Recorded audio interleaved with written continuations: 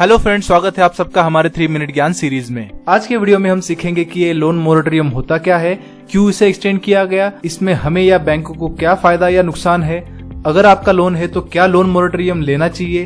तो शुरू करते हैं हमारे आज के 3 मिनट ज्ञान को। सपोज आपने 1 जनवरी 2020 को 10 लाख का होम लोन 10% ब्याज पे लिया है जो 20 साल के लिए है। आपका EMI पड़ता है 9,650 रूपए पर मंथ। अगर बैंक आपको कहता है कि आप इस लोन का रीपेमेंट 1 जन 2020 के बदले 1 जन 2021 से शुरू करो, इसी का मतलब ये है कि बैंक ने आपको 12 मंथ का लोन मोरेटोरियम दिया है। आसान शब्दों में लोन मोरेटोरियम में आपको कुछ समय के लिए लोन चुकाने के लिए राहत मिलती है। यहाँ पे इसका मतलब ये नहीं है कि आपको केवल 19 साल के लिए ही लोन चुकाना है, बल्कि ये 12 महीने का EMI जिसका टोटल अमाउंट होता है 1,15,800 रूपए, ये आपके एग्जिस्टिंग लोन में ऐड हो जाएगा। मतलब 1 साल के बाद जब आप लोन चुकाना शुरू करोगे तो 10 लाख पे नहीं बल्कि 11,15,800 रूपए पे ब्याज देना पड़ेगा।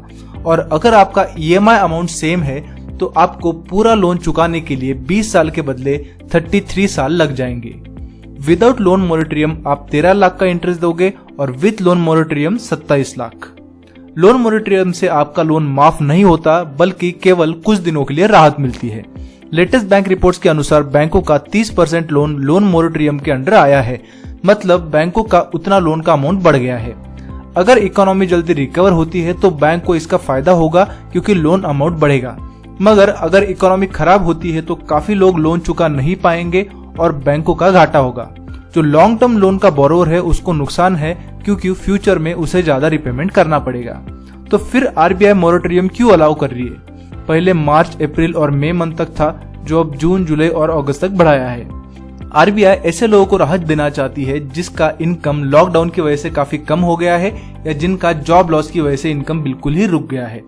उनको लोन रिपेमेंट के लिए थोड़ी राहत मिल जाएगी और लोन न चुकाने से जो क्रेडिट स्कोर खराब होता है वो भी नहीं होगा।